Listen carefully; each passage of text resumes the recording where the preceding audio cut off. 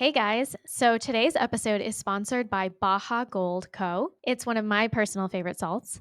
And Baja Gold is the world's most flavorful sea salt with naturally lower sodium and industry leading macro and trace minerals to support daily performance. Mamas, I can help you improve your family's health with my 5-week online course, Real Food, Real Families. It even has 5 weeks worth of meal plans. So check out nourishthelittles.com and use the code NTL10 for 10% off. Welcome to Modern Ancestral Mamas. We are Corey and Christine, two millennial moms on a mission to bring ancestral wisdom to modern motherhood.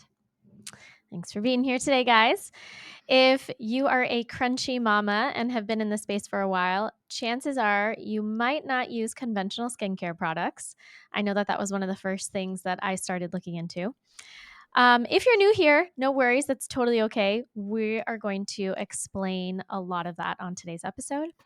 And so most of the crunchy skincare products out there are actually tallow based. I feel like all the big names are tallow based. Which can we clarify is beef fat? Yes, good point, Corey. Beef fat.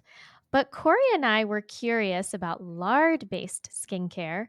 So today's guest is a father, farmer, and founder of Farrow Skincare. Now try and say that 3 times fast. Farrow Skincare, which is the first lard-based skin company in the U.S. So let's welcome Charles Mayfield to the show. Good morning, ladies. How are we doing? Good. We're good. Charles is an accomplished regenerative farmer, which indeed is a feat, and cookbook author that turned his passion for growing and cooking healthy food into the development and launch of a skincare company.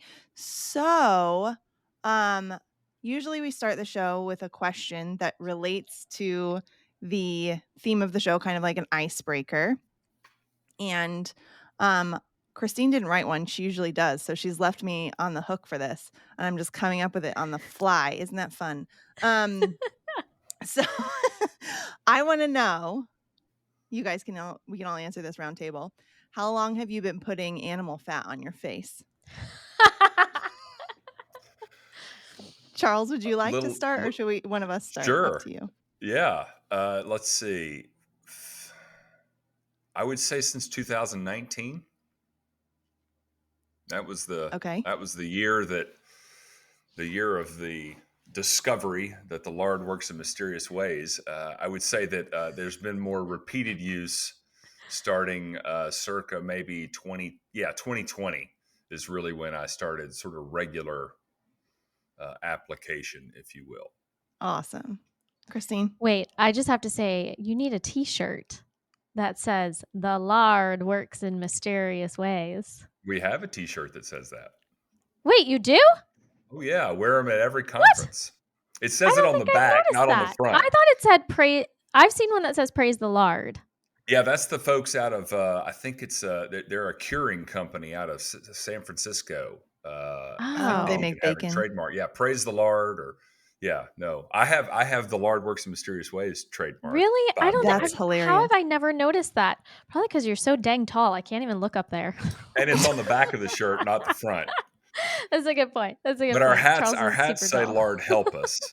We really. Oh, Lord help us! Yeah, oh my gosh, I really like that one. I want that one. Well, I'm just out here doing the Lard's work, ladies. You know. Oh my gosh. Oh no, we started a company for the puns. The skincare is just a sort of side hustle, you know. Yeah, totally. Yeah, that's hysterical. Puns are one of my favorite things in the whole world.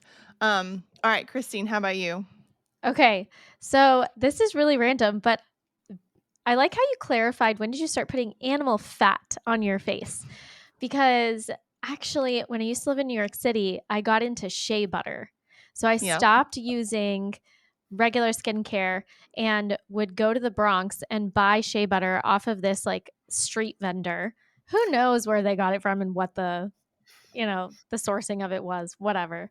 But I transitioned from shea butter to animal fat specifically probably around like 2018, around that time, like after my first conference. So my first conference was 2017 and after that first conference. So I actually you like triggered a memory. I used to buy shea butter, this little thing of shea butter from this African woman at a local farmer's market when we lived in Gaithersburg.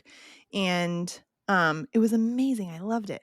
But it was really expensive. Yeah, same. And I had like no money at the time. So then I started making my own shea butter and like coconut oil and beeswax and all this stuff. And that was a lot of work. And I had little children, like littles at that point. And so then that wasn't really sustainable.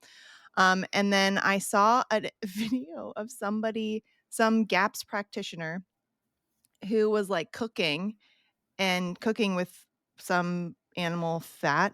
And she was just like, she put some in her pan and then she like slopped it on her face. And I was like, what? This is amazing. So I couldn't put a date on it, but it was at least probably 4 or 5 years ago at this point. Okay. And Christine, when you said your first conference, I'm assuming you're referring to Weston A. Price. Oh, yeah, we didn't even clarify that. My first Weston A. Price conference, which was the Wise Truth. I just wanted to put that Yeah, out in the no, you ether, make a and good that's how point. we met. Yeah, Is exactly. through Wise Exactly. Traditions, and so Yeah. Yeah. that was my first. I know we'll get into this, but before we even launched the company, I debuted it at the Weston A. Price conference in Allen, Texas, in 2021. Yes, I We was were both there. there. That's We where we were met. both there. Yes, and Yeah, I live in Texas, so that was like my home that was your base. home turf, yeah. And Mm-hmm. it's Salt Lake City. Is it going this year? Yes. Yeah, Yeah, it'll be in Salt Lake City this That's year. right. So This year. this year. everybody should join us. Yeah, I Mm-hmm. have submitted Well, my application to speak, so I would yay! appreciate your prayers. Oh, that's amazing. Okay. Hoping they approve it. I have a talk I've given before. Cool. Yeah. All right. Well, then with that, let's get into your backstory. How did you get to where you're at now? Yeah. Well, let's say I grew up in what I call an agriculturally adjacent family. So my family's was in the dairy business. By the time I came of age, this is in East Tennessee. We were a nationally recognized. The dairy industry used to be very, very micro regional, and we were a extremely successful, high integrity brand, regional brand. And by the time I came of age, you in the dairy business, certainly these days, most people, you either milk cows or you bottle milk. There's nobody doing both, and so we had really become Mayfield Dairy is the name of the business, and we had become a very highly regarded brand. But we were a milk bottler. We had a sort of a show herd. The farm wasn't an active dairy anymore. But I say agriculturally adjacent because I wasn't milking cows. We had a couple goats and chickens. We lived out in the sticks of Athens, Tennessee. But I was never hands-on farming, but sort of always around it. And I'll make this quick. Sort of fast forward. Did the college thing. Migrated to Atlanta for college after high school. Stayed there. And it was really, I would say, the impetus of where I am today started in 2007-8. I ran into CrossFit. I'm sure you're familiar with sort of that workout ethos, and got involved with a gym. And you sort of on my own health journey, never really paid attention to what I eat, and so started working out. They were the CrossFit community was really high on the zone diet at the time, Barry Sears's zone diet. But I ultimately got hurt CrossFitting, which is another common story you'll hear. And in an effort not to gain all the weight that I had lost from my, sometimes working out twice a day, I really wanted to dive into nutrition. And at the time, there was a guy by the name of Rob Wolf that was coaching and teaching the CrossFit level, CrossFit nutrition certification. And so went to Jacksonville, Florida, heard all of, to learn about nutrition. And Rob was really the first person, again, CrossFit was very pro zone, which is, for your listeners that don't know, it's weighing and measuring all your food, and you get certain blocks of carbs and fat and protein. And Rob was really the first person that just sort of threw out there, hey guys, instead of weighing and measuring everything, let's pay attention to the quality of the food that we're eating. And he sort of pitched this idea. A Snickers bar is a zone approved bar. It's just here are the blocks, right? And so instead of counting That's kind of blocks, like Weight Watchers does that, kind of, right? kind of. Yeah. Albeit, I do like the zone from a performance standpoint, right? If you're performing at the highest level athletically, it's really important to dial that stuff in for recovery and various things. But for the average everyday Joe, the paleo, and so Rob really pushed me to explore the idea of just let's eat like this is the paleo diet, right? And Mm-hmm. so started focusing on quality and real food. And so my ex-wife and I got to know Rob really well, dove into the paleo diet. We're both avid cooks, and neither of us are chefs, but we started making recipes, and we'd send recipes to Rob. And fast forward to 2010, Rob's first book was coming out, The Paleo Solution. Great book, very foundational document. He's done a subsequent book since that we actually wrote the recipes for, but that one's called Wired to Eat, which is another great Oh, reference yeah, guide. that's the one I've heard of. Yeah. Okay. Rob's first book was The Paleo Solution. And so anyway, Rob's in Atlanta because his book just launched, and we're all out to dinner. And of course, Julie and I always cooked whenever we were around Rob, and we made some, paleo. It was a curry. And toward the end of the night, Rob's like, you guys need to write a cookbook. And he's like, I can't cook. You guys are great. And so the next morning, this was, I think, fall of maybe 2009 or early 2010. The next morning, he had an email, introduced us to a publisher. And so we Wow. published a cookbook. It was Paleo Comfort Foods was the name of our first book. We subsequently did two more, and then wrote the recipes for Rob's Wired to Eat book. But so got into paleo, got into cooking, and then in 2012, a conference started. Paleo started to really sort of rise in Mm-hmm. Mm-hmm. prominence, and there was a conference in Austin, Texas called Paleo FX. Yep. Mm-hmm. And so we were sort of pseudo paleo celebrities. Our cookbook was one of the first pretty cookbooks with pictures on the market. And so we started attending regularly, and it was really fascinating. I look back on it. So the first probably year or two of the conference, Chris Kresser's there, lots of really Right. big names, Whoa. and everyone's arguing over protein, carbs, and fat, macros and Yep. micros. And, fair enough. But in about 13 or 14, I think it was the second year of the conference, the entire dialogue shifted away from arguing over all that stuff to really focusing on where's your food coming from, food sustainability, locally sourced, Oh. grass fed. And so all of a sudden you see, it's a conference, right? So there's exhibitors, you see Epic Brands launch, and you see Farm to Consumer Legal Defense Fund and White Oak Pastures. And that was really cool to see. We Julie and I got invited, because again, we were sort of pseudo celebrities. We got invited to Polyface Farms. So 2014, Farm to Consumer Legal Defense Fund launched, and they were doing this big fundraiser at Polyface. So Rob and Sally Fallon Morell, this is when I met Sally, were the sort of the keynote speakers at this. And so we went up to Virginia, went to Polyface. If you haven't been, any of your listeners, I highly recommend a trip.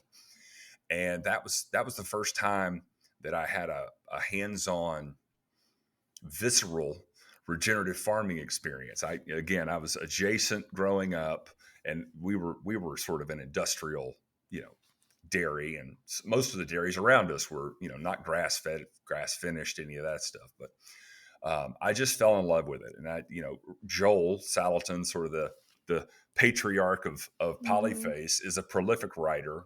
And so, they're selling all his books there in the store. And so I bought a couple books and started reading, and was just fascinated by it. And I've always loved the outdoors. Grew up scouting and playing sports and this, that, and the other. So for some reason, this farmer bug had been dormant in my soul. And so fast forward around, of course, we had our second cookbook and then third, but around 2016, made the decision, was running a gym in Atlanta, to move home. We had just, our daughter Adeline had just been born. I decided let's move home. Was able to get out of the gym business, and I wanted to start a farm. And my family's background, we had some farm land, and so moved to East Tennessee. And in fall of 16, really 17, launched a very microscopic regenerative farm, Mayfield Pastures, and was raising beef, pork, chicken, eggs. Did a batch of turkeys in the fall, and that was remarkable. You know, you read and you read and you read. At some point, it's like I'm not going to learn anything more from books. I gotta do it, and it was a remarkable experience. I ran Mayfield Pastures. I ended up shutting it down as a farm about 2 years ago. We had 1 year of day job farming and Farrow, and it was like the writing was on the wall. Like I can't do all of this, and so I've hung my farmer hat up. Full disclosure, with hopes and dreams of doing it again. But I'm going to have to be able to pay someone else to do the farming, and I sort of orchestrate. But that was my first real dive into the regenerative farming, and I have to say I owe a great debt to the Salatin family, Joel, Daniel. They have been immeasurably helpful to me with their time, talent. Obviously, he's a great writer, but I've taken, I think, a dozen trips to Virginia to see the farm and stay there, and I've even spent a couple of days working in workshops and all that. But yeah, it was regenerative farming, and so I've got this, sort of to tie it all to Farrow. I've got this background. We were running this gym, so health, fitness, cooking, culinary, and now the farming piece came in, and I mentioned 2019 earlier. So in 2009, Julie and I were going through our divorce. We're no longer married, but I was farming, and for whatever reason, we had a bunch of stuff going on the farm, and I spent a little too much time in the sun, a lot too much time in the sun. Shirt off, working hard. I come home, and everyone listening, you can close your eyes and you can remember those, handful of epic sunburns in your life. And I come home absolutely, it was probably a 2nd-degree burn, like barbecued, right? And for whatever reason, I think it was half curiosity and half desperation, if you will. Yeah. I had this memory. My mom's from Mobile, and we used to spend a week on Mobile Bay every summer. And almost the first thing that would happen when we would arrive at my grandfather's little bay house was the jar of aloe vera would go in the refrigerator, right? So that it was cool when the inevitable sunburn came. And so I was raising these pigs, and no one wants the fat, right? When I butcher an animal, and someone wants half a pig or a whole pig, I don't let anything go to waste. So I'm delivering this animal to a consumer, and it's like, well, what's that? Oh, that's the back fat. That's the leaf fat. Well, what do I do with that? Well, you render it and you cook with it, and it's amazing.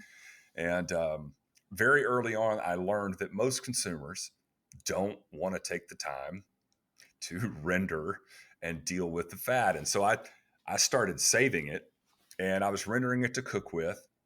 And so here I am. It's late it was July 5th, 2019. I'll never forget the day.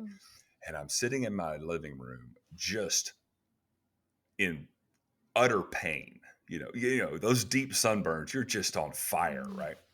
And it hit me, and I was like, I've got a jar of lard in the fridge. Why not? And so I go to the fridge, and I mean, if you can imagine, like I caked this stuff on my body. I mean, it was a thick lathering, as we call it. And I'm sitting in my living room, just sort of anguishing in the moment. But it was beyond miraculous. In a matter of about 5 minutes, maybe 10, I was just sort of sitting there, sobbing in my own grief. And all of a sudden I look down on my skin, and this stuff is gone. Like there's nothing on my skin. Like my skin ate it. That's the terminology I use. And I thought, well, that's kind of wild, because I'd put Vaseline on before, I'd put other fats on before, other creams, but this was miraculous. And so I put it on that night, went showered, went to bed, suffered through the night, sleeping with a sunburn, got up the next morning, put it on again. And that was it. Just 2 applications. My sunburn resolved in about 2 days, sort of turned to a golden brown, no more pain. Right. And that was step 1. But the real light bulb moment happened about 2 or 3 weeks later. And again, if you've ever had a bad sunburn, this. I kept waiting to peel. Mm-hmm. And, I've got this paleo background. Whenever something clicks, you start paying attention. How am I sleeping? How am I recovering? Just always just listening to your body. And so I started watching my body. And again, I had a memory from my childhood of a really bad sunburn. And then like 2 weeks later, I'm out doing something, sweating, and all of a sudden my whole body just peels off like a snake. That never happened. Not one stitch of my skin peeled. And that was the light bulb moment.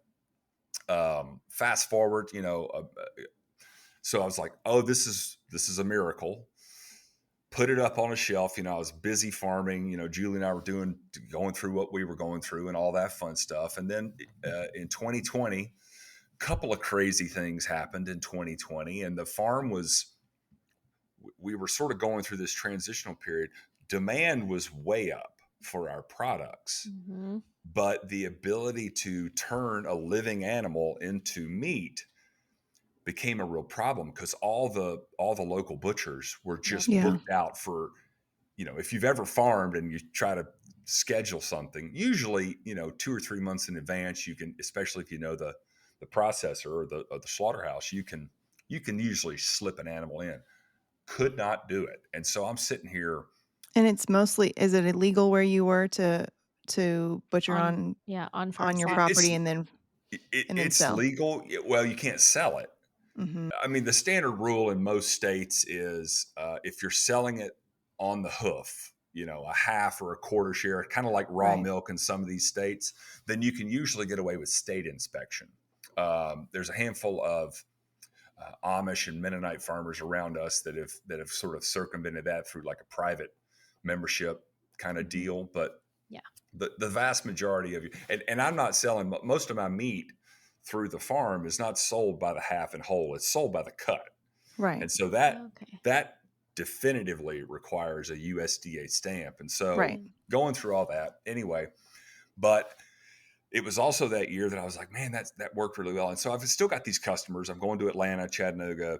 I live about 2.5 hours north of Atlanta, but I spent so much time there. Most of my customers there, and for the farm, I would drive down every month and do food drops, like 6 locations. I just pack up my minivan full of coolers. It's really kind of fun to reminisce about, a loaded van just like barreling down the highway with pseudo illegal meat, But I ordered some jars and I started rendering and sort of making this stuff. I had tinkered around with some recipes. And we'll get into sort of that epiphany in a minute. But I started taking samples to people. Hey, man, just try this. It worked on my sunburn. It's kind of remarkable. What do I use it for? If your skin is, just use it for anything. It's kind of like the WD-40 of skin problems, right? And I started getting feedback. Fast forward to 2021. Early in that year, and the farm was sort of still sort of a one-man show. I had had one of my farm helpers. It's hard to get the right help, and if you're farming right, if you're doing it, you can't step away from it. Like I tell people, it's not a lot of work every day, but it's every single day. And so to be able to, again, go to a Wise Traditions conference or go to Atlanta to see my kids for 2 or 3 days. Like to be able to step away, you have to have someone in it. So anyway, I was lamenting with a friend of mine in Atlanta about, I don't know what I'm going to do. I got to find somebody else to help. And and he said, that cream you make? And I was like, yeah. He's like, that stuff's remarkable. it's like, you should, like, could you launch that? And I was like, huh.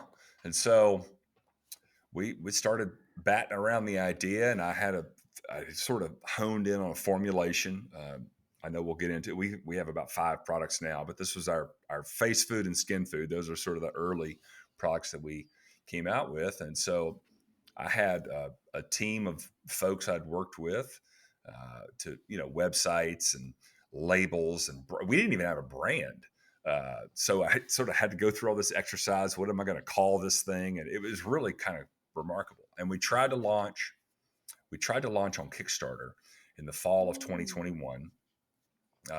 If you're not familiar, Kickstarter, you set a funding goal, and if you get to the goal, you get the money. But if you fall short, you don't get anything. And so went through all this. It's funny enough, on our website now, some of the videos on our website and some of the pictures and testimonials were all repurposed content from our Kickstarter. And it's not even our current packaging, like the black tops and hand printed labels on my home printer. It's just like bootstrapping stuff. And so we didn't get our Kickstarter, which was sad, but I still needed the money to get all the stuff, and so fortuitously, again, sort of post COVID, there was some federal funding loans available through the USDA and SBA and various things for businesses. And so I applied and got one, and we launched the website rather than trying to do another crowdfunding. I was just like, let's just launch the company. And so we are planning to launch in January, of 22. And you'll love this. Weston A. Price. And I'm like, I should go to this is where we're going to debut. These are my people. They're going to know exactly what we're doing. It's going to be great. And so I made a bunch of samples, wasn't even selling anything. So I came to Allen, Texas for Wise Traditions. It was in late November of 2021 when I met you all. And I show up, I'm just so excited. And I spent 3 days in Allen, Texas, explaining to people that lard wasn't tallow and you could put lard on your face. And it's like, but wait a minute, you mean tallow? No, I mean lard. But you mean no, lard. And it was, and of course, Emily Toops and Co's there. It's wonderful brands in the space. I love them all. I mean, Lord, you got, I swear I think every month I see a new tallow brand. I know. It's unbelievable. And I love it. Let's destroy big skincare. Great.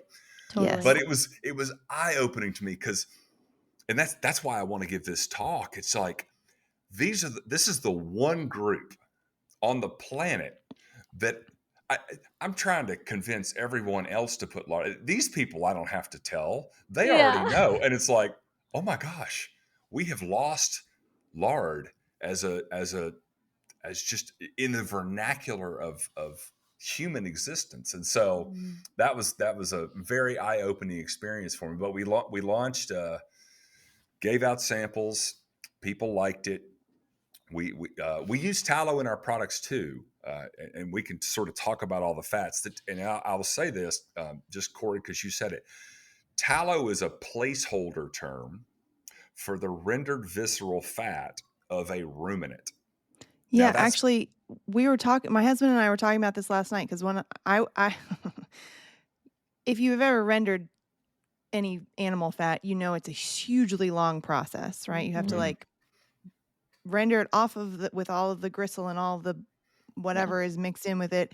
Then you have your fat, and then you have to continue doing it days and days and days and days. So I've been rendering some beef tallow that a friend of mine gave me. Excuse me. And I was doing it yesterday, and my kids were like, well, why, what is beef? What is this fat called? And I was like, well, this is beef tallow. And then we were talking about lard and how lard comes from pigs and how schmaltz comes from chickens and turkeys. And then I was like, well, tallow could also be lamb, or tallow could also be, I guess you could have goat's be tallow too. Any ruminant. Right. The visceral fat. we were having that whole Yep. discussion with the distinction of different labels for animal Fat fats. labels. Yep. Well, lard, if you hear the term lard, that is unique to pigs. Right. If you hear the term schmaltz, which is one of my favorite words on the planet. I know. It is a my fun husband word. was like, you made that up, didn't you? And I was like, it's no, so it's a good. real word. But I would say that schmaltz generally refers to the rendered fat from a bird. Right. Again, most so commonly ducks, chicken. turkeys, Yeah, ducks, chickens. turkeys, anything like that. But yeah, tallow is, and this is also important. It's and I got to give you some pointers because it shouldn't take you 3 or 4 days to render. Like I can render. Please give me pointers because every time I've done it, it's we'll like have a rendering lesson here all today. right. But also, let's just do this. Let's just unpack fat. So tallow from a ruminant, but it's also the visceral fat. Okay, so organ fat, internal. I call it. I think soot is the technical name for the fat, and then you render it and it's tallow. But it is the airbag for the kidneys. Its function is protection, not storage. We don't ever see rendered subcutaneous beef fat because it's usually used in the grind to create your, if you got a 80-20 or 90-10, how, depending on how lean you want it. Also, ruminants aren't particularly apt at packing on. It's very hard to fatten a ruminant. We do a very good job of it in the industrial feedlot system, right? Because they're just calorically just dosing these animals with a bunch of stuff they shouldn't be eating. But in a grass-finished, grass-fed business, it's a lot of work and exceptionally good forage and all these factors, because to pack on subcutaneous fat takes a lot of excess energy. Right. We're very good at it. Humans, pigs are now omnivores are extremely good, which is why pigs are such great fat growers, if you will, of taking excess calories and storing in their subcutaneous fat. Okay. So tallow is the visceral fat from, again, most commonly a cow, but any ruminant. Leaf lard. So we're going to skip over lard for a minute. Leaf lard is the tallow equivalent, but from a pig. So internal visceral kidney fat. And ironically, both of those fats, for anyone that's ever handled them in a raw state, it's an organ. So it's very condensed fat inside of a sack, like fill a balloon with water, right? It sort of looks like this, but it's just the viscera on the outside. It's truly an organ. Okay. Subcutaneous fat, again, if you've ever dealt with back fat or beef fat, it's structured. It's layer upon layer because that's where excess calories are stored. The visceral fat is what it is. It's sort of like your eyeball.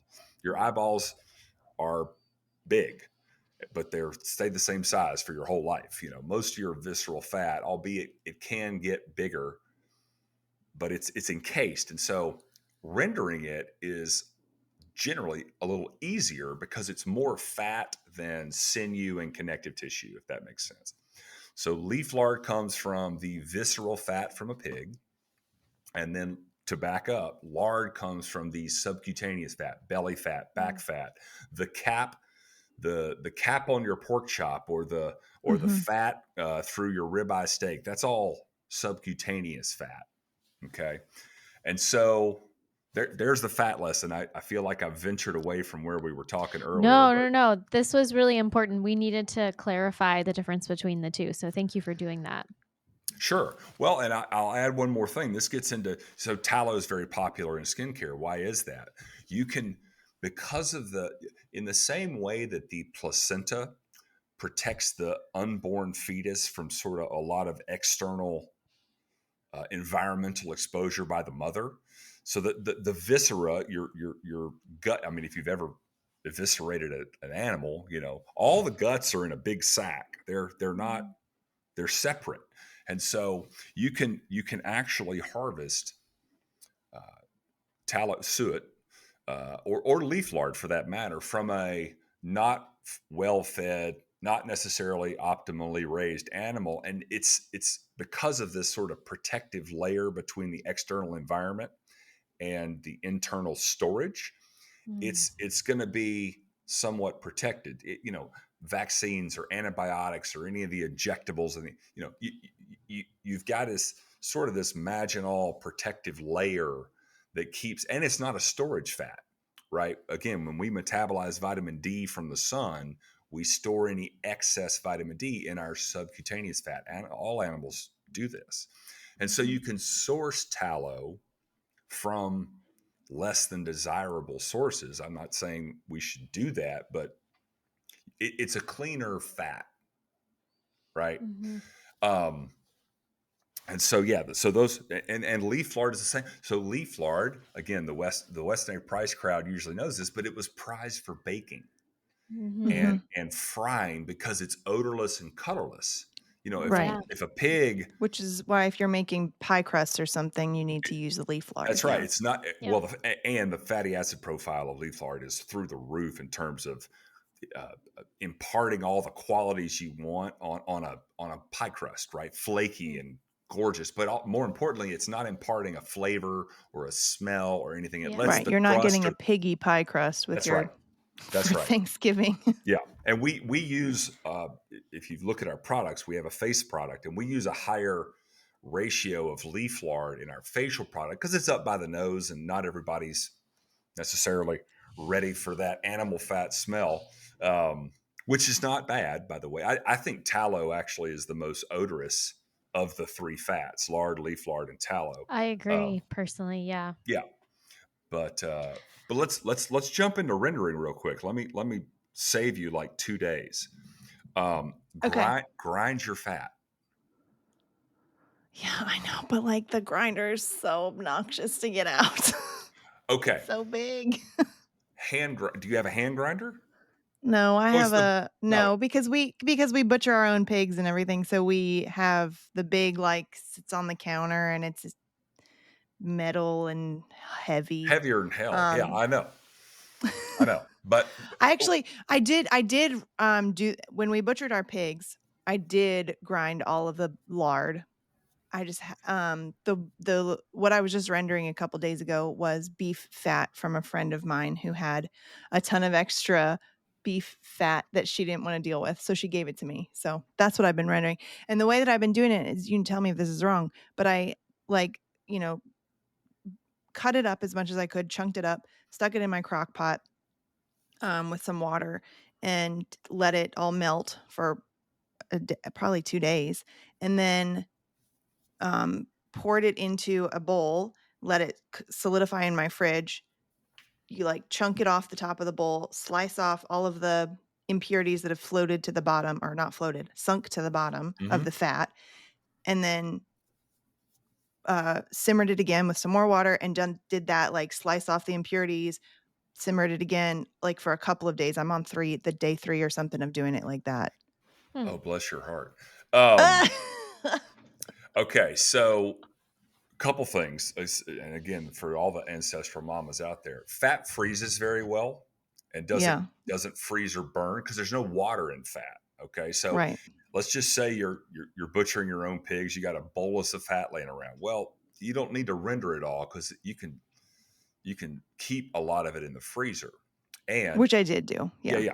And then when you bring it out of the freezer, not rock hard frozen, but as it's really cool, cutting it up. But I will say this: you will save 2 days worth if you'll just run. The first year and a half of our business, I hand ground every stitch of fat that we Wow. rendered. Okay. But that grinding process, and the hand grinder is great because you can bring out 2 pounds or 3 pounds, not a lot of fat, and you can grind it very quickly. It's very easy to wash off. I mean, you can throw a hand grinder in your dishwasher if you want, or soak it in hot water.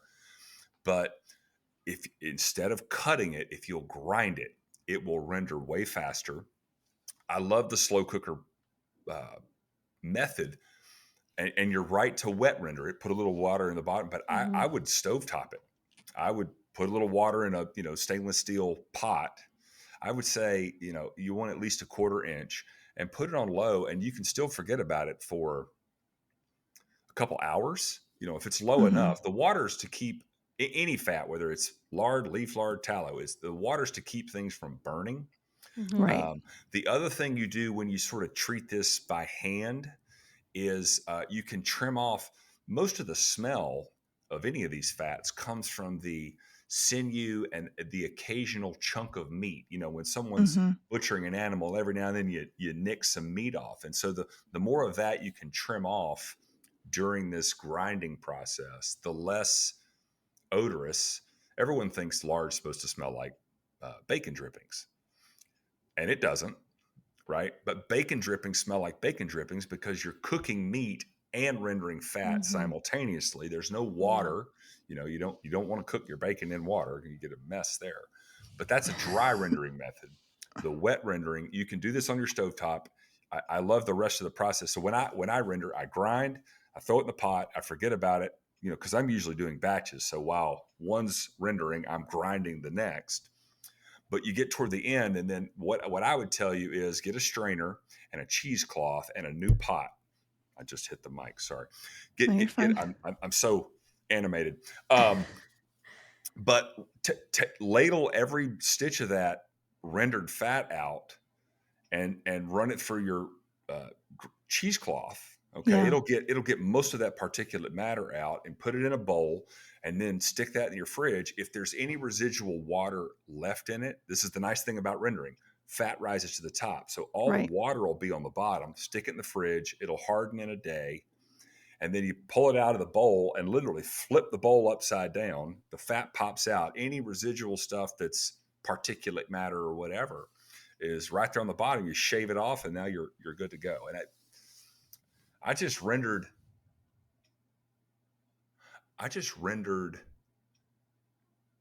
10 gallons of leaf lard in 6 hours. Whoa. Oh, wow. Now it was one big pot. I've sort of advanced to one big pot, but I mean, again, you think about, and I've got a grinder now. Like I've abandoned. I would not recommend anyone hand grinding 10 gallons worth of That much. of Yeah. of, of back fat, right? I But have a question yeah, for those of us that are not homesteaders and are receiving fat from our half or whole animals that we've purchased. Okay. So it'll come in a bag. And is it already ground most of or the time does it? it's not. It's not. So even, and it comes in like a big, like bulky, Hmm. the way they would package meat, let's say, but it's, I don't know, 3 or 4 pounds of it. So you're saying that needs to be ground. You Yes. recommend grinding that. And I'll add to this, if Okay. you have a relationship with either the farmer or the butcher, you can Mm-hmm. request that they grind your fat before they Okay. bring it to you. Now, I would not. Well, I guess you could know you could grind the leaf fat too. You want the two fats separate. So pack it. Again, I've got a half pig or a whole pig that I've ordered. I'm going to pick it up, or I'm telling them how I want it cut up. This thick pork chops. I want the hams. I want this ground. Whatever. I would request that the back fat be ground and Mm-hmm. bagged, and that the leaf fat be ground and bagged separately. Okay. And so, yeah, you can have someone else do the grinding for you, which I would highly recommend. Now, what do you lose when you do that? Well, you lose the ability to cut off a slab of fat and put it in your collard greens or whatever the case may be. But who's doing that Okay. anyway? Yeah. Okay. And then the other thing I heard you say was cheesecloth. Make sure that we're using cheesecloth to filter it out, right?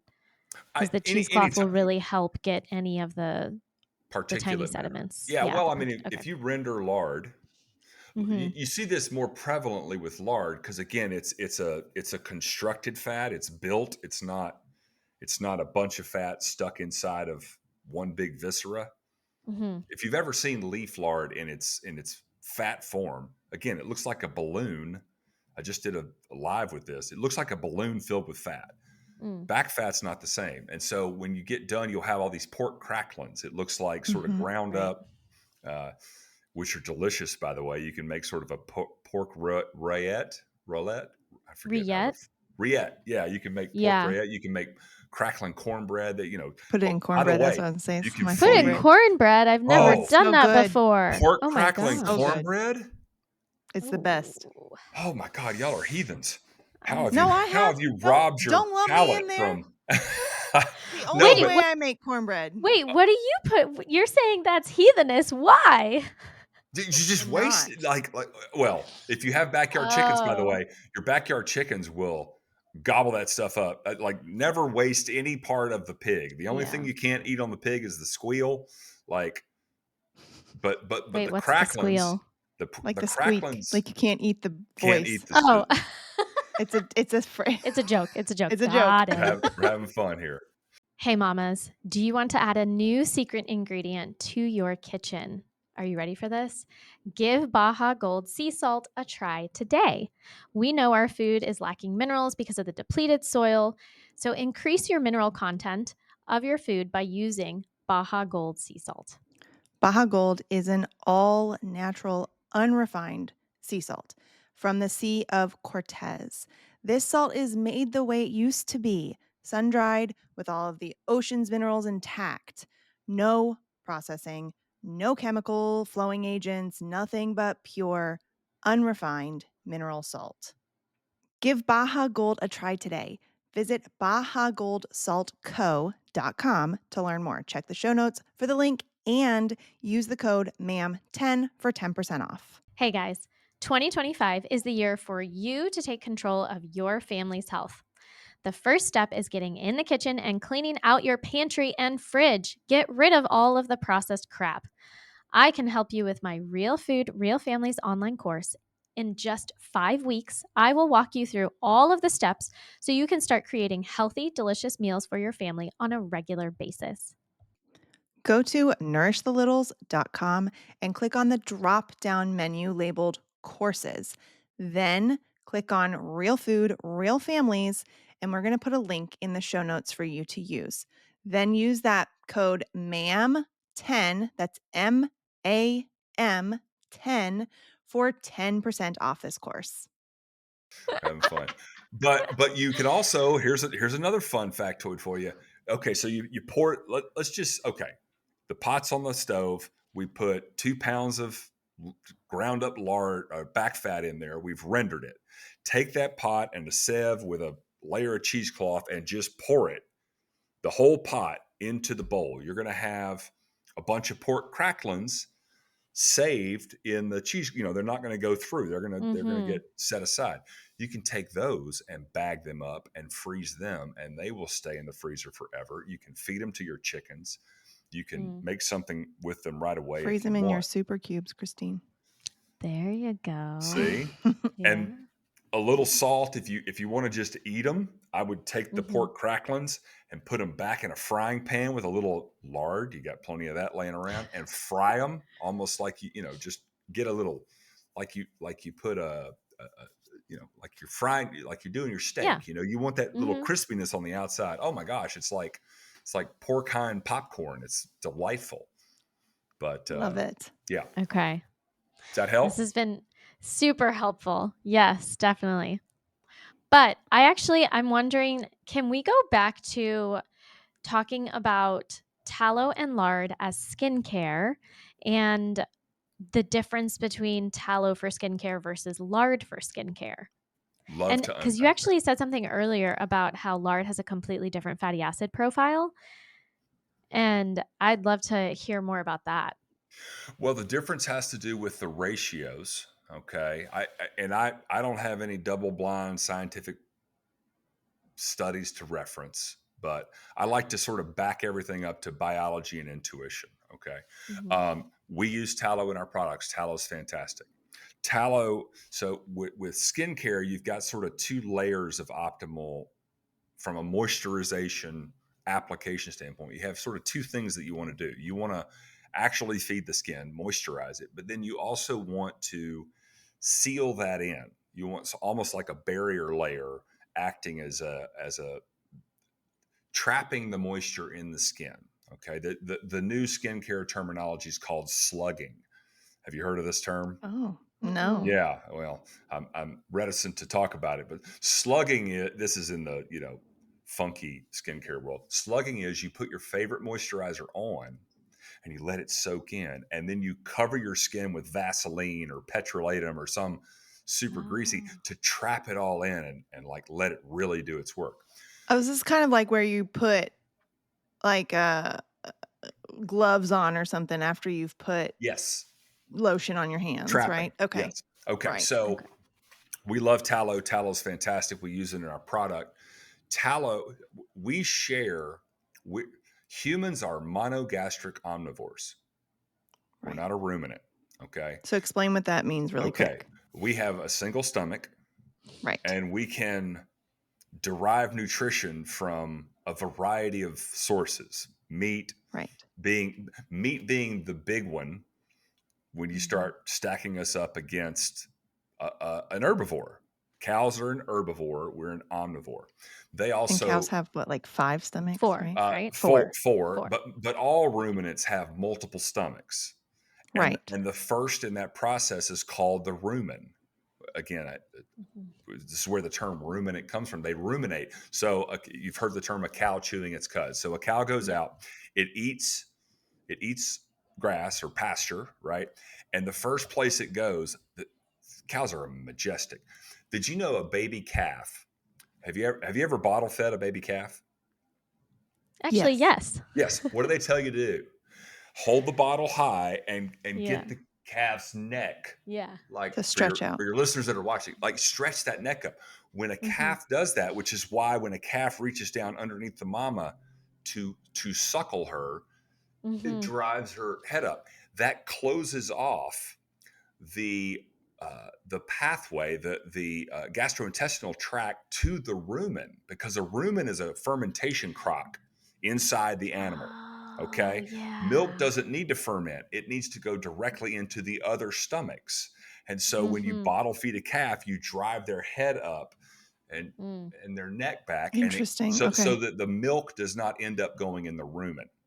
Okay. So I'm a mature cow now. I'm eating my pasture. The first place all of that goes, because I eat it and I send it immediately into the rumen. And it's like a big fermentation sauerkraut crock. And it sits there and ferments. Okay. And that fermentation, just like with sourdough bread or anything else, it's breaking down all those nutrients.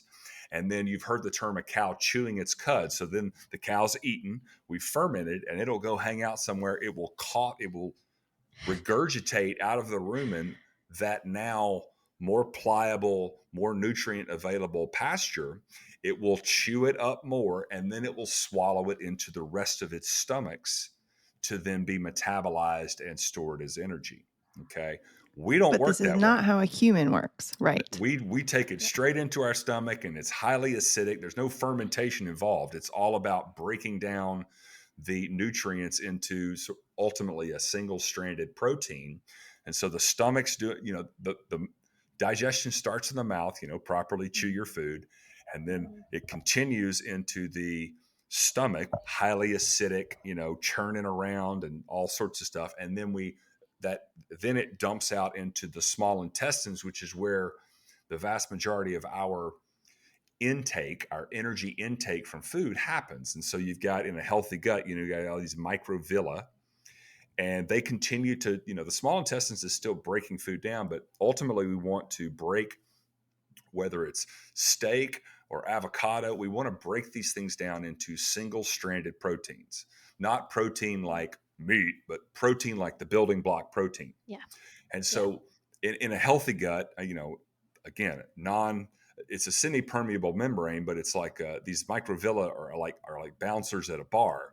And so a healthy gut isn't going to let anything in, pull it, our entire gastrointestinal tract is technically outside our body, right? It's like a tunnel through a mountain, right? Okay. So we break that food down to a single-stranded protein. And at that point, our biology, our process for metabolization of energy goes, oh, I want that. And it pulls it through the semi-permeable small intestinal membrane and sends that single protein out to restore our glucose stores, feed all of our organs and all of our function. This is the problem with leaky gut. This is the problem with a permeable gut, is it starts letting things in. I mean, not to get to autoimmune condition and gaps and all that fun stuff, but our biology does not recognize a double-stranded protein because it's a foreign object to us. So if we have a permeable gut, then if you let that, peanut protein or wheat protein, if you let that in a double-stranded form, our body intuitively wants to fight that because our bodies don't treat foreign objects very well. It's like no. So this is one of the many problems with leaky gut or a permeable gut and the prevalence of allergies and various other autoimmune conditions that are out there. So we're going to go all over the board today, ladies. I love this. So the difference between, a ruminant with a cow, which is tallow, a human, which obviously I'm not even gonna say that part, but but then humans being more closely biologically related to pigs, correct? They are genetically our closest relative on this planet, which is why, again, I like to lean back into intuition, right? I mean, you can dig into the history books. Pigs have played a major role in our thriving from a medical standpoint for millennia. Okay. But we harvest hormones from pigs and use them directly in humans. We train every single surgeon in this country on pigs. We use the heart valve from pigs to fix the heart valve in a human. So the biology is a full-on match. I'll go back to the original question, lipid profile. Skincare is about three things, okay? Skincare is a fat-based industry, whether it's the Egyptians anointing themselves with goat's milk and olive oil, or today, someone putting Vaseline is an oil derivative. But it's a fat-based type product. It's not good. Don't put it on your skin. But the three components of optimal skincare are pH. Our skin, our biology has a pH, so we want to match whatever we're putting on our skin as closely to the pH of humans as possible. Lard's a spot-on match. Lipid profile, so the balance of monounsaturated, polyunsaturated, saturated fats. Okay, again, tallow's pretty close, but not nearly as close as lard. Okay, so we want that to be as, when you think about the skin as a stomach, it's called our second stomach. It wants to eat things. Okay, it's going to most preferentially consume the thing that is closest to its own biology. Okay. And then the third piece to optimal skincare is vitamin content, mineral content. And one of the biggest farces in skincare, and you see this in the diet world too, they've somehow convinced us that synthetically derived vitamins and minerals are somehow on par with naturally occurring. Nope, not even close. They're not even molecularly the same thing.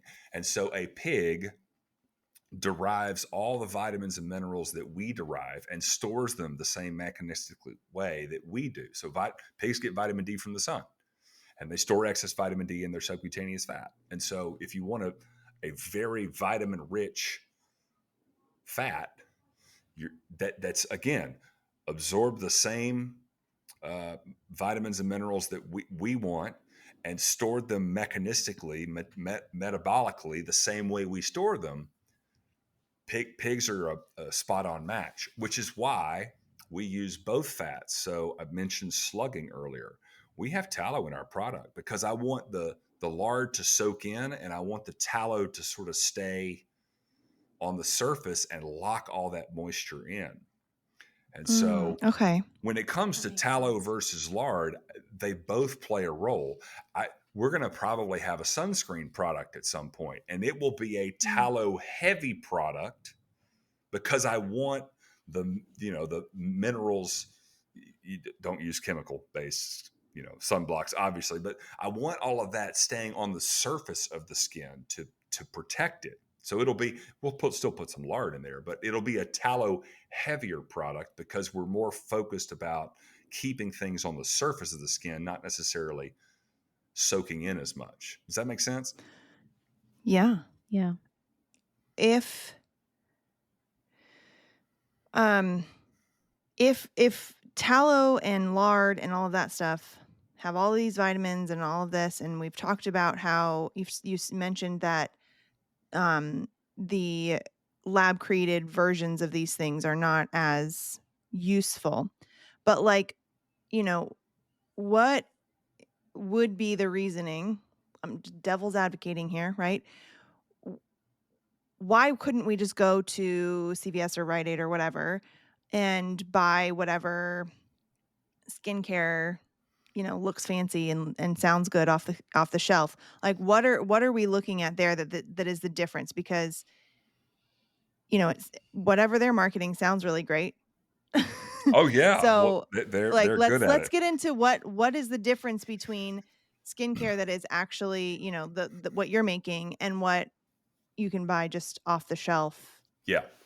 Great Or question. even the super expensive, high price skincare that you would get at a department store where they're Sure. selling Yeah. you like $150 bottles because it has retinol and I don't know all of these other I ingredients in love the it. buzzwords. Well, yeah, and then they Yep. say there's vitamin C and, Yeah. Oh all yeah. these things that sound great. Let's So what's unpack the this. difference? This is fun. Okay. I tell a quick story. So y'all know Beyond Burger? Yeah. Yeah. Yeah, Ugh. the fake meat folks, bless their hearts. Yes. So I think it's them. It might be one of the other tragedies in the plant based. They got in a whole lot of trouble about 3 years ago and actually ended up having to pay a huge settlement because on the label of their product it said 19 grams of protein per serving. Okay. Now, the protein that they're deriving, Whoa. there's so much synergy between the food industry and the skincare industry. This is why I can tell the story. They got in a ton of trouble because it's this pea based protein that they actually Mm-hmm. have to derive in China because the chemicals you need to use to derive the protein from the pea are so toxic, we don't even allow them in this country. Okay. So the label says 19 grams of protein per serving, but because this is some fake lab sort of crazy protein that really doesn't exist in human evolution, we're only metabolizing about 12 grams of that protein. So you ingest 19, but you're only getting effectively Mm-hmm. about 12. Okay. So these synthetic vitamins and minerals, you have to remember on a molecular level, they are Mm-hmm. different. Okay. Uh, Christine mentioned retinol. Okay. Retinol is a huge buzzword in skincare, right? Retinol. Yeah. Hey, folks, retinol is called vitamin A. Okay. It's vitamin A. And if you're getting your vitamin A from a lab grown synthesized version on a molecular level, and our body, again, back to the gut and all, our body is intuitive. Our brain isn't that intuitive anymore, but when you strip away our thoughts and feelings, like what the body wants to do and will naturally do is very intuitive. And so if you're going to the store and you're buying that retinol infused, celebrity endorsed, vitamin, infused all this stuff, none of that stuff is on a molecular level recognizable by your body. So it's not going to ingest it or metabolize it at the degree that a naturally occurring one would. Okay, so here's the problem with your store-bought creams. Ready? I mentioned three things. It's a fat-based industry. Okay, so none of them are using animal fat. If you're lucky, it might be a plant-based fat. We've talked about shea butter and coconut, but I got news for everybody listening. You're not a shea, you're not a coconut, you're not an almond, you're not any of those things. Your biology is immersed in being a monogastric omnivorous mammal. Okay.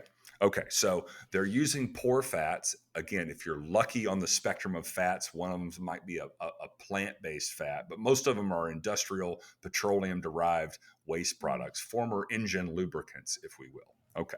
So that's number one. Number two is they're taking those products, it's an emulsification of water and fat. Okay, because they don't play well together, right? So you have to you have to inject into this process. Some of my earliest recipes, when I found out the lard works in mysterious ways, what did I do? I went to the Google and I said DIY skin cream, and I think Katie the Wellness Mama. I'm sure you know Katie the Yeah. Wellness Mama. I found a recipe that she had for making some, it was coconut oil, this much water, and beeswax, and you heat it all up to this temperature, and you get a immersion blender, and you make this awesome buttery cream. Well, I just first recipe, I just did a 1-to-1 substitution. This calls for half a cup of coconut oil. We're going half a cup of lard. And I made the most luscious cream you could ever imagine. And then 6 days later, I opened the jar. It smelled like death, turned black, and went rancid. Okay. Oh, gross. That's a problem. Wow. Okay. So in this emulsification process, everyone on this channel has cooked bacon and poured the drippings into a coffee cup and forgot it was sitting on your kitchen counter for a week or a month. And you go pick it up and you're like, oh, I'm just going to spoon this out of here. It's perfectly fine. It's the water in these products that provide a fuel source for airborne bacteria. Right? Okay. It's not the fat. Okay.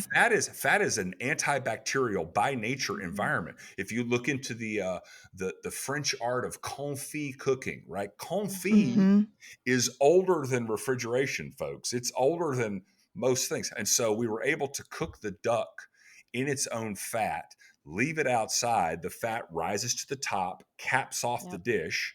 And because of the heat, we've killed all the bacteria in the dish.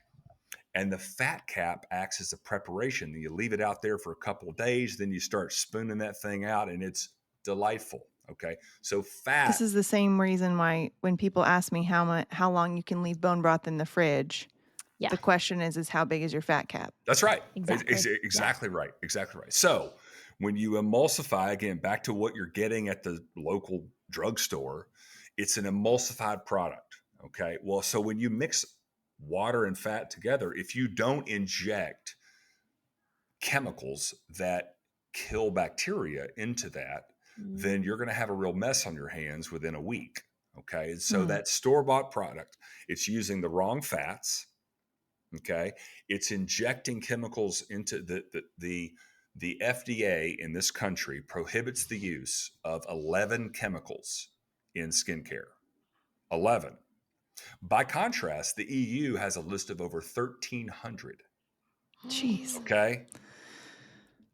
That's a problem. Okay? We've had lots of conversations about this sort of thing on this show. And so, again, I love talking about all this stuff. So we have to put chemicals. Now, there's a spectrum of chemicals you can get. I'm playing around with some emulsified products right now because I think the battle for skincare is really waged on store shelves, and so you have to have a product that can sustain warehousing and temperature and all these various things. But there's a cleaner spectrum. I can assure you, L'Oreal, Olay, Clinique, and all these other fancy brands that Christine was talking about, none of them care. They're going to use the cheapest, most noxious and effective chemicals you can. So we've got the wrong fats, we've got all these chemicals, and then over here in the vitamin and all of that stuff, all of that is lab-grown, synthesized garbage. I'm not saying that I can't put a study together that shows that someone's skin got better by using this product. I mean, y'all know how all these studies work. They go into the study with, here's the result we want to find. And so they doctor the study backwards engineer it to produce the result they want. And so those are Christine, to address your question, those are the three big differences between my product or Toops and any of these, non-preservative, non-chemical based, whether it's animal or plant-based. To tell you the truth, I don't care.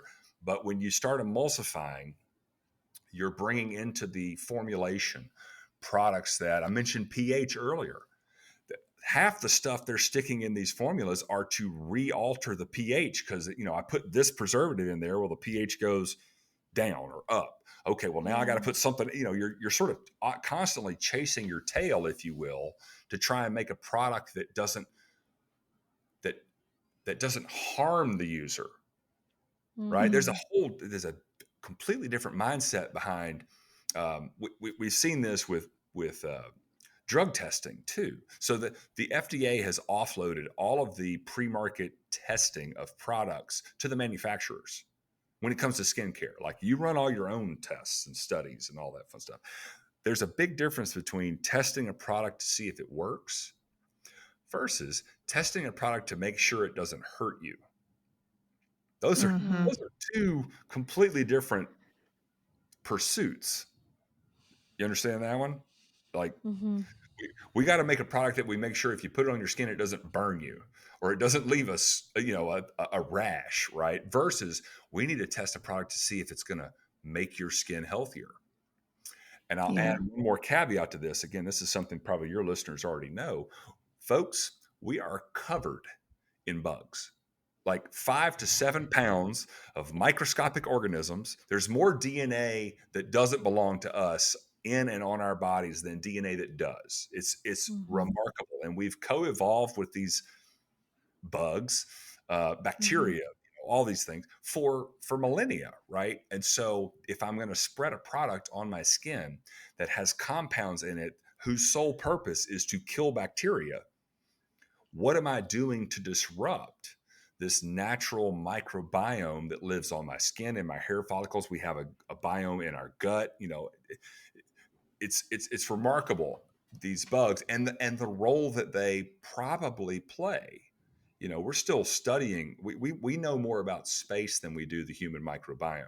Now that's changing. There's a huge microbiome project going on now for a couple of years, and we'll see. But I feel like I'm going off on the rails here. But those are the three things that are separate. My product or any of these other non-chemical, preservative laden products and something you buy on the store shelf. Well, I mean, I know that the beauty industry is a black box that hasn't been touched yet as far as regulations and all of the chemicals and preservatives that they're putting in. And obviously, they do a wonderful job selling these products specifically to women who feel like we need it. And girls now. And yes, girls. Yeah, I actually do want to. I have a 10-year-old daughter. Okay. Wait, how old is your daughter? Say that again. 10.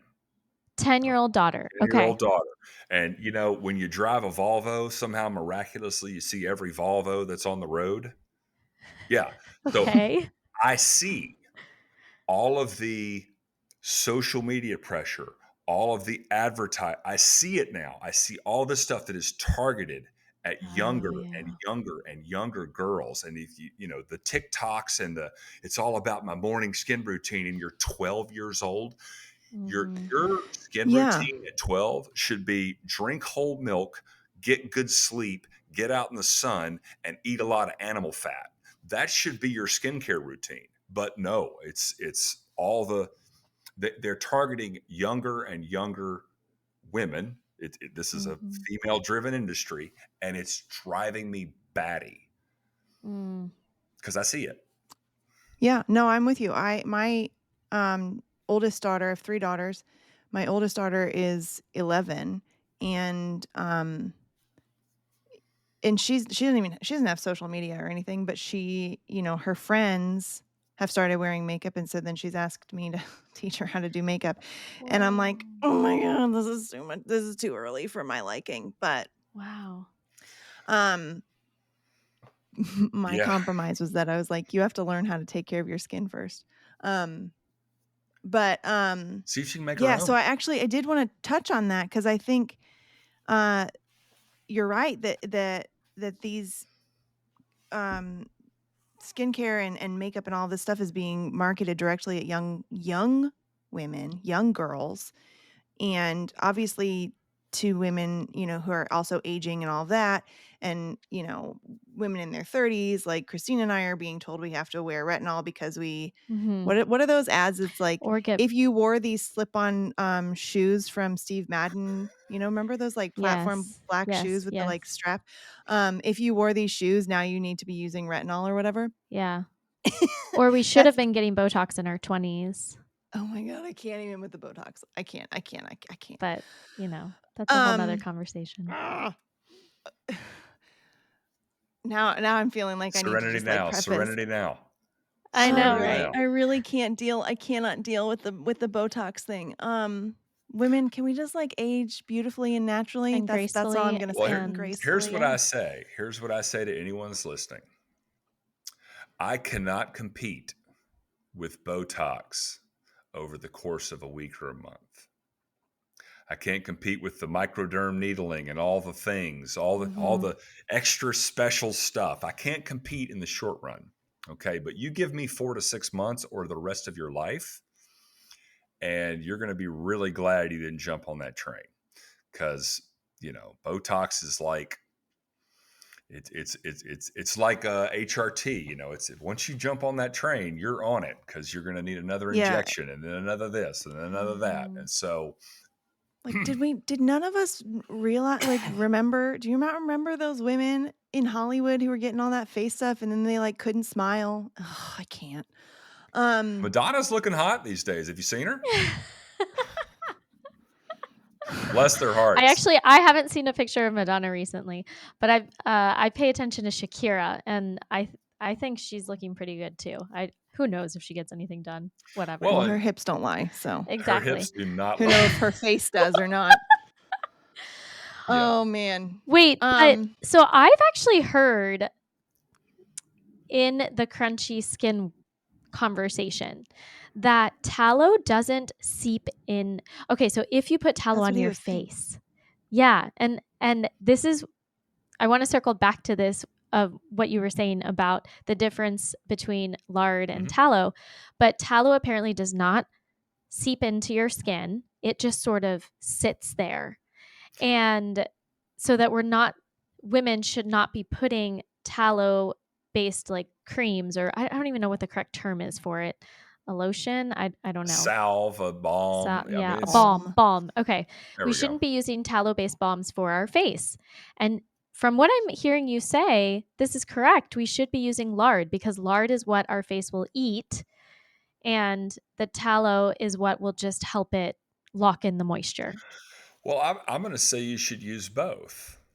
Both. Now, Okay. I'm selfishly promoting. We're one of the only ones that's got both in our product. But one of the issues, and this is a lesson for everybody, when it's a pure fat product, especially animal fat, a little goes a really long way. And so everyone that does and has used skincare is sort of conditioned to, digging your finger down into that, emulsified cream, right? And just putting it all over. It goes on wet. It's dry in a matter of, a minute. Right now, that's all the water in the product that's evaporating, and then you're left with whatever's remains. But so I think most people, whether it's tallow or lard, we deal with this with our product, are over applying. So they're to say that tallow doesn't soak in, I think is disingenuous, because when you strip it down to at the microscopic level, I'm confident that a little tallow is getting through to the other side of the skin. I think that lard is, again, more ingestible by your skin? Yes, I do.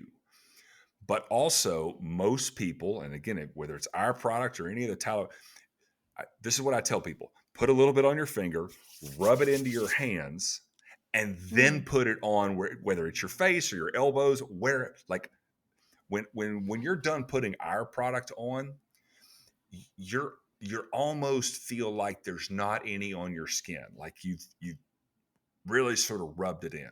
And so to the tallow comment, I mean, again, we get the same feedback from our customers with lard tallow mixtures. It's like, this stuff's it's just not soaking in. I'm like, well, you're probably putting too much on.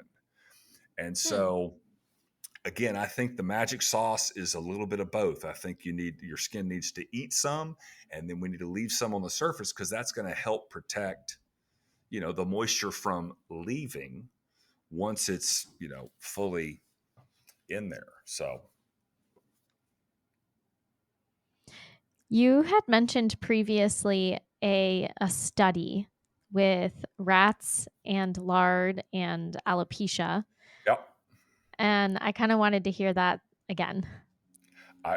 Okay, so full disclosure, it's impossible to find the article. It was out of the UK. I think it's maybe 2021 or 2022.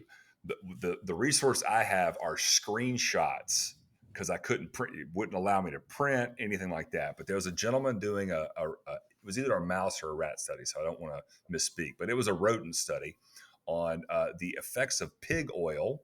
That's what they call it on the. I think the dog's barking. I hope he.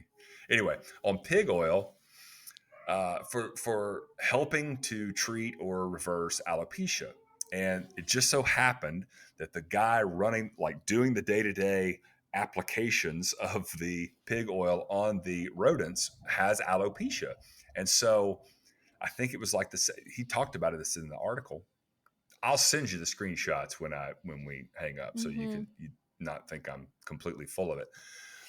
But he's like, well, I'm spending, the first 2 hours of my day every day, like lathering up all these rats. So I'm just going to start putting it on my hair, on my scalp. And he has like before, during, after shots. It's like 6 to 8 months into the whole rat study. His hair grows back. And we were joking before we hit record, but I forget what the content. Oh, it was your hair, Corey. I was like, well, you ought to put a little lard in your hair. Curled my hair. You're like, what? It's like, it's been in my hair every day for the last 2 years. Here's my routine, ladies. Talking about. Yeah. How do you put lard in your hair? Please tell us. So first of all, I shave, right? I don't shave every day, but every day that I shave, it goes on my skin as an aftershave. Remarkable. I haven't had razor burn in 3 years. But the other thing is I don't want any of it to go to waste. So when I'm done putting it on my face, I just run my hands through my hair, and I'm going to take my headphones off, but you can see it's like a pomade. Like it's almost like a styling. So it does a very good job of sort of holding your hair. Now, I wouldn't recommend you putting as much, Corey, in your hair as I put in mine, because I'm trying to style.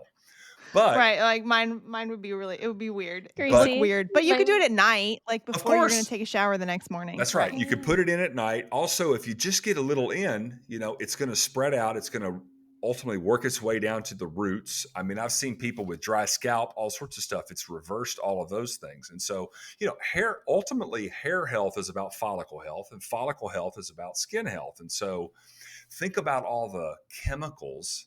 Oh, we definitely need to pull on this thread. So we got what we put on our skin. Okay.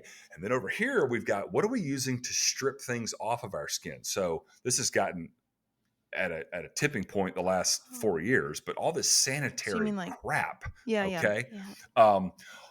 Running, I love saying this, running reliable hot water is a technology that is only about 85 years old in America. Like I'm sure in 1940, if you were a Rockefeller or a Walton, you probably had running hot water, but 99.9% of people were bathing in the river or once a week still warming up the tub of water. Oh, for sure. I literally was just having a conversation with my grandmother the other day, and she was telling me about how when she was staying she would stay in the summers at her grandparents' farm, and they would bring in the tub, and fill it up from the stove with the warm water. That's right. Yeah. So that was like the 40s, because it was during World War II. Let's define this real quick. What does being dirty mean? Okay, here's what being dirty means. Okay, I have gone and lived my life today. Maybe I worked up a sweat. My glands produce sebum, which is the natural oil, which, by the way, the closest exogenous substance on the planet to human sebum is lard. Okay. But our glands produce oil, and sometimes they may overproduce it. We sweat. There's electrolytes and salts on our skin.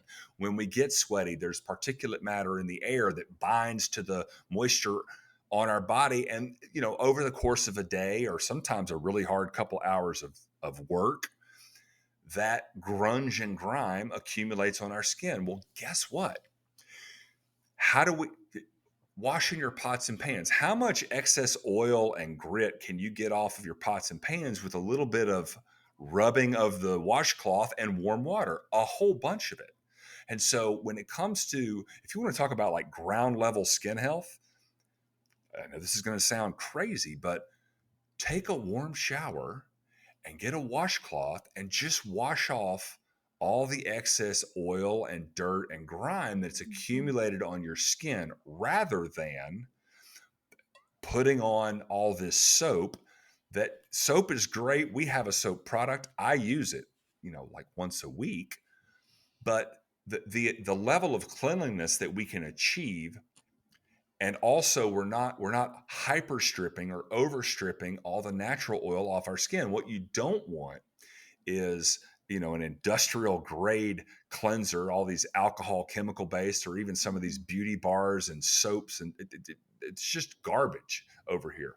Well, they're artificially stripping the natural oils off your body, which then tells your glands, oh gosh, we've got to produce more. I see this with acne all the time. I'm like, stop washing yourself with the alcohol pads and all the various things, because you're encouraging excess oil production, because you're stripping away the natural sort of homeostatic level of oil that you sort of run around with all the time. And so this makes so much sense to me. I heard a guy, Richard Nicolai, back to the origin story.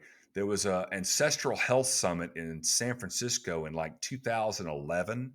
And again, our book was out, so we're going to LA to this thing. And there's a guy named Richard Nicolai. I think it's like Free the Animal was his. I think he still has a blog, but I'm sitting there listening to this guy, and he's sort of a crunchy, long hair, off the grid kind of dude. This is 2010 or 11. This is early, right? And he's like, I haven't used shampoo or soap in 2 years. And I thought, that's the craziest thing I've ever heard. And on the plane ride home, I'm like, well, it's not that crazy. Maybe I'll give it a try. And I went for 6 months with nothing. And my skin felt great. My hair looked great. It was remarkable. Now, I still soap, pits and privates, maybe once a week. I take a shower every day. But I haven't, my skin is so robust, and I don't know. Y'all tell me, how do I look? But but again, the cleansing industry is over here too. They want, it's a self-fulfilling prophecy. Let's sell them all this stuff to strip all the oils off their skin, kill their microbiome, and then let's sell them the products to rehydrate their skin. It's like, it's a perfect formula. So full confession, I did what they call no poo, so no shampoo. I did it for 3 years, and I could never really quite get it to work for me personally. It could have been that I was had doing the same experience. Maybe I didn't do it for that long, but yeah, I had the same. I think like my hair's super fine, and so I think that was probably my problem on that one. Yeah, you need a little lard in your life. I'm telling you. I'm going to start putting lard in my scalp on the days before I shower. I'm going to try. Yeah, or I've wash heard my a hair, lot I of should say. people doing like castor oil, where you rub that into your scalp, but lard makes more sense to me. Yeah, I agree. I've done a few honey and egg yolk hair masks before. Not consistently enough, but I feel like lard is much easier. So like just the night before I'm going to wash my hair, just rub it in, the scalp kind of thing. And then.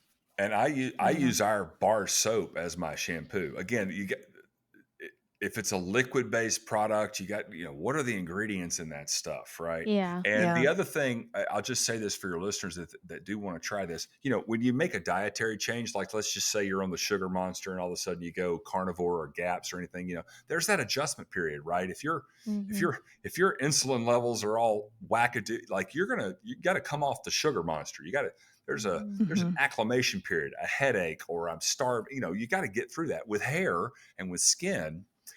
And this is what if I want to try this, most people don't get through that process, because day 2 or 3, they feel like a grease pit, but just because that constant overproduction of oil is still happening. But if you just sort of fight through it. So the recommendation I say, if you're going on a vacation or a long weekend, like stop the shampoo and soap like 2 or 3 days before you leave town, and then continue it through your trip, to just be off somewhere. You're not going to business meetings or something like that where you feel self-conscious about, oh, I might be greasy or oily. But if you can Where get you can wear a through hat that, every day. yeah. So, but I'm not anti-clean. Again, I still soap and wash my hair. Again, it's I'm down to like maybe once every other 2 or 3 weeks. Every time I get a haircut, I soap my hair because I want to make sure I get all the little hairs out from the haircut. But I'm also constantly enriching my hair because I'm giving it a little fat to play around with. Yeah, that's super interesting. All right, I think we've probably covered pretty much what we wanted to cover. And I find this so interesting. Like the lard thing makes so much sense to me. So yeah, thank you for sharing all of that. Christine, do you have anything else you wanted to talk about? No, we talked about toxic skincare, which was for me a really big piece. I wanted to make sure that we really emphasized the difference between a product from Sephora versus like what you're selling. Well, and And Christine, let's just unpack that a little bit more because I sort of glazed over it.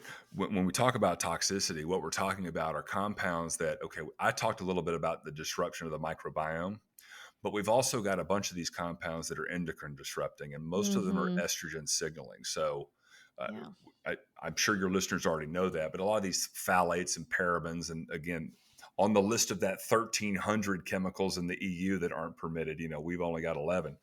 And a lot of these compounds most of them are pro-estrogen signaling. And listen, you need estrogen, I need estrogen, we all need testosterone. Everybody needs their hormones. What we don't need to be doing is artificially elevating or tinkering with, certainly unwillingly or unknowingly, with these hormones. And again, one of my bigger concerns as the industrial skincare industry is targeting younger and younger girls is now we're seeing this prepubescent. They're putting this stuff on their bodies before they've even hit puberty, and so my God, it's just a formula for disaster. So that was one thing, and then I did want to circle back, Christine. I didn't answer your question. So I call this the the 50 Cent. 50 Cent, the rapper 50 Cent. He was like one of the 50 Cent? founding members, investors Yes. in vitamin water. Did you know that? Oh, no, That I dude Yeah, I made didn't. did like know that. $500 million on vitamin water. So Here's annoying. how it originated. He went into a grocery store and there were like 6 different brands of water on the, in the convenience store, and they're all different labels, they're all different packages, they're all different prices.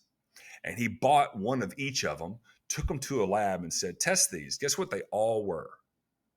Water. Tap water. That's right. And so he's like, oh, this water game's pretty cool. Let's do a vitamin water, vitamin rich.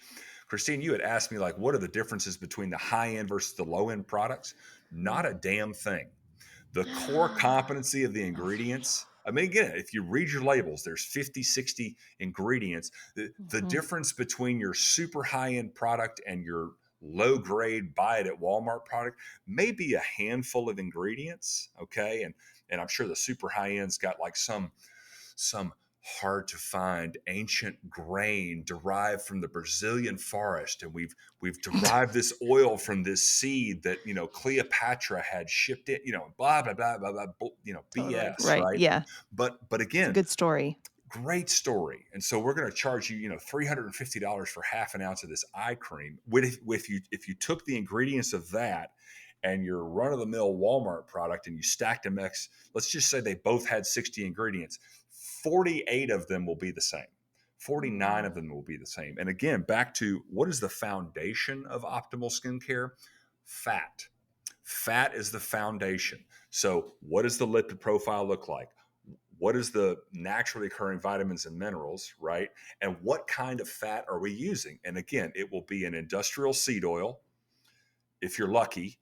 If you're unlucky, probably a petroleum derivative or a concoction of them, right? In both of those products, one's packaged up way sexier, and one of your Victoria's Secret models is advertising this one, or one of the Kardashians, and then down here you've got some B-rate actress or sports figure at the Walmart, or the Kelsey brothers. I can't wait to see the Kelsey brothers come out with their Shave Balm beard For product sure. line, I mean, which what they they got the already cereal. the cereal, Oh my God, yes, I yeah. can't. I don't blame No. them because they're not necessarily, but it's also like, come on, man. Well, it's funny though. Their whole excuse for that was, well, I ate that stuff as a kid. I did too. But 30 years ago, what was in Rice Krispies is different than Well, what's in but Rice also Krispies like today, or we also Cheerios. know better now. There's so much information out there, and Well, you're absolutely Yeah. for them to. Oh, this is like a rant, but for them to be saying something like that, it is just sticking their head in the sand and saying, "Give me the money," because it has nothing to Mhm. do with children's health, and they know damn well that them putting their faces on it is going to make children ask their parents to buy it, which is the whole goal for them because that's how they make money, and they're saying, well, you just eat it once in a while. Once, it's a special treat. You put your freaking face on it. It's going to make children buy it, want to buy it all the time. All the time. It's not going to be Yeah. I can't. I'm just like, oh my God.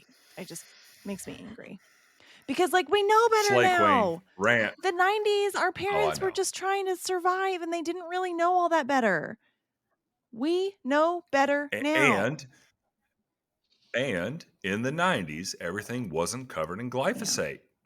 I'm 50 years old, okay? And I'm one of the last, I feel very fortunate. I've lived, I had maturation in the pre-internet age, Mm. and all these various, so I've got a little bit of perspective on this, but, in the 90s and subsequently the early 2000s, that's when they started using glyphosate as a desiccant on our Mhm. food, prior to, I think it was maybe 98 or 99, Roundup's been around. Glyphosate's been around for a long time, but they sprayed it on Weeds. when they planted the plant. Now they're spraying it on as a desiccant when they harvest the plant. That's putting glyphosate in our food. The half-life of Yeah. glyphosate is like, I think it's like 30 days or something like that. So yeah, plant the corn, spray the corn, kill everything else. The corn grows up, and matures, and we harvest the corn. Glyphosate, on a particle-based percentage, glyphosate's effectively gone. But now we spray it on 2 days before we harvest the corn or the wheat or the oats or Mhm. any of these grains, because in an industrial, again, if you've ever farmed before,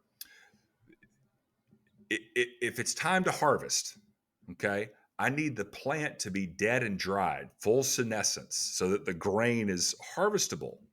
Well, in a natural setting, if it rains, if I'm going to harvest on Friday and it rains on You're Thursday, screwed. I'm screwed, right? Okay, Mhm. so now they figured it out because they're really smart. Oh, we've got 1 week's worth of clear weather. Okay, so let's spray everything tomorrow, kill it.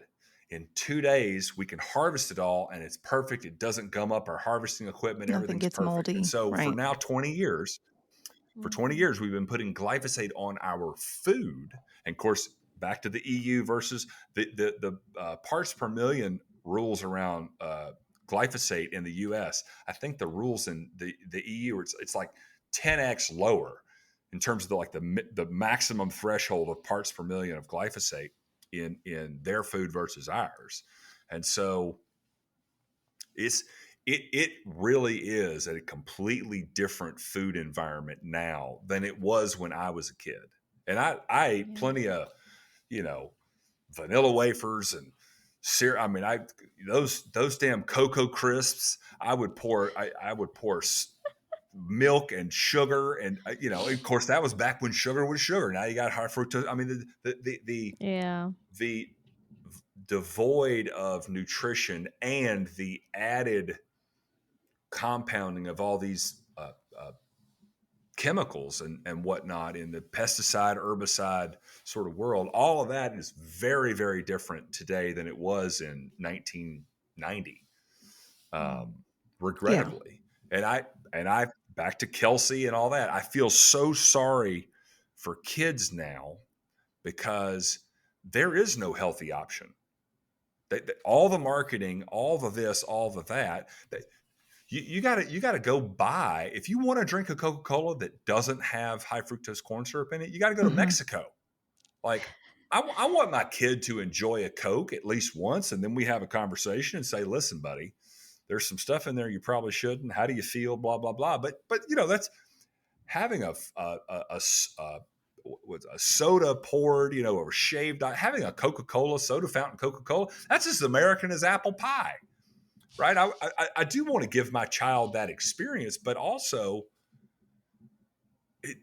it's garbage. Not the same thing now. It's not the same thing. Yeah. Y'all, I know y'all seen the congressional panel, with the meat, Cal and Casey and all the, the talk, and they're holding up the Canadian Fruit Loops next to the American Fruit Loops. And it's like, there it is. And that's that disparity is the entire school food system. The entire school food system. Sounds like it's also the skincare system. It is. It is. It's easier to talk about food. This Maha movement. I'm so excited. I'm so excited about what's possible. What's possible, right? Yeah. Bated anticipation. What I like to tell people is I'm hopefully optimistic about what the next 4 to 8 to 12 years is going to look like. And I'm damn happy that we'll never know what it would have looked like. This is not a political statement, but RFK, and there was none of that from the other side of the recent election that we had, like zero of it. And so I'm very optimistic there. I think there's a lot of low hanging fruit. I think the red dye number 3 is the most recent culprit. Ironically, they removed red dye number 3 from skincare about 20 years ago, made it illegal because it's carcinogenic. Yeah. Wow. But skincare got one thing right. Anyway, I'm ranting now. I am immeasurably grateful for the opportunity. I will rant with you ladies anytime. I love talking to the ancestral mamas. And I'll say one more thing, like skincare, optimal things for your skin. They should work on mom, dad, baby, kid, toddler. Like, we've been psyoped into, well, you need a different product for your upper eye and your lower eye, and AM and PM. And this is the product for mom, and this is the product for dad. And oh no, don't put this on little Timmy. Little Timmy needs this special cream, right? Yeah, or the acne that's formulated too, for I think infants. is a whole nother conversation. Oh God, acne is the most toxic stuff out there. Again, baseline best formulation for reducing and eliminating acne is stop over sanitizing. You're encouraging the there's dietary stuff you got to address and all that fun stuff. Most optimal skincare, forget my product. Eat animal fat, eat animal protein, get plenty of sleep, get out in the sun, drink plenty of water, sweat every now and then. Our skin functions both ways. Like, so we got to be good at excreting as well as consuming. And so those are, and you don't get any of that messaging from dermatology or estheticians. Totally. None of it. Yeah, so, completely.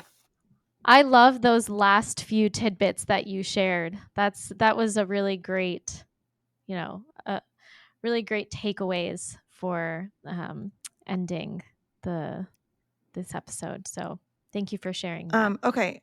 Absolutely. I wanted to, I know you said, oh, maybe it's here.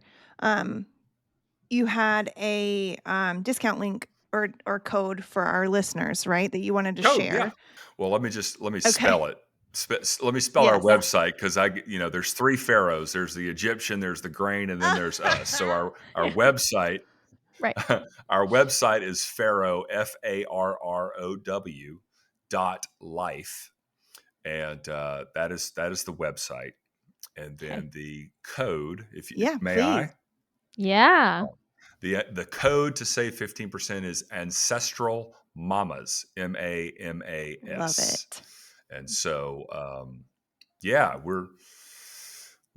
I love coming on here. I've really enjoyed this relationship, and I certainly look forward to seeing you all in the flesh if not sooner, but this Salt fall Lake. in Salt Lake City. That's going to be a hoot. Do you have any social media that you want to share? We're most active on Instagram. It's at Farrow Skin. Okay. And then on Twitter as well as at Farrow Skin. I'm trying to, X, X. excuse me. X. I know X. sometimes it's hard to remember. It's, but those are our two primary platforms. But I'm most actually, I've got a young lady that's way better. Social media and me don't get along real well. So if you see anything on our Instagram page that looks remotely attractive and awesome, that is not me. But yeah, those are our two social media outlets. And yeah, Okay, and the Wonderful. website is Farrow Life, and the life. Yeah. Farrow.life. And Yep. then Like farrow.life.com or just Nope. farrow.life? Farrow.life. Got to Oh, live that farrow.life. Farrow life, Okay. baby. Yeah. Okay. and then Yeah. our Cool. code is Ancestral Mamas, and you get 15% off. So go use that. Yep. I added those to the show notes. They'll definitely be there for you guys. And yeah, we loved having you on, Charles. This was so interesting. And we can't wait to see you sometime this year. I look forward to it, and I do sincerely applaud what you're doing and the audience you're speaking to, and y'all are leading the charge with, mamas run the show, and so giving them No. the most optimal information, is important, and I really appreciate the opportunity to share this with Thank y'all you. today. Thank you. All right. Thank you. See y'all later. All right. Bye.